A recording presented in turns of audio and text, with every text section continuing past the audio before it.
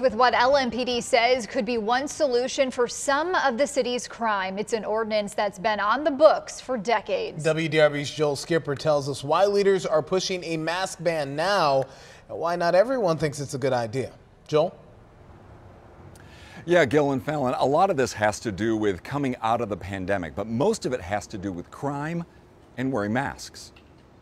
Shalonda Williams lives in the Russell neighborhood, and her mask is never far away. When I'm in a crowded place, if I'm catching public transportation, I like to wear a mask because people are coughing and sneezing on you, and I want to protect myself. The city of Louisville is considering amending an ordinance from 1983 that banned wearing masks, now to add more exemptions. We had a mask ordinance. But LMPD says a mask ban is necessary.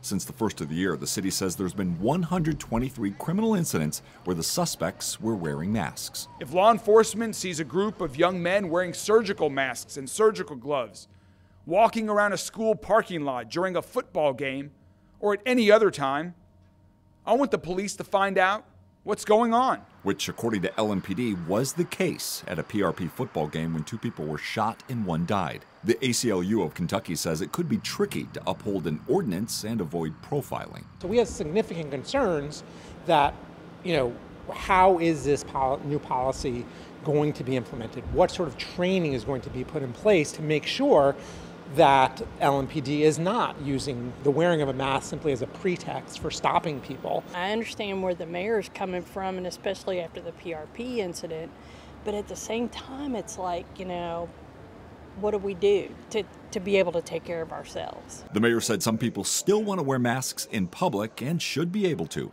under the right circumstances. So if you wear a mask for personal health reasons, I encourage you, continue wearing your surgical mask for personal health reasons. There are some exemptions. Children 13 and under and adults over 60 could still wear them.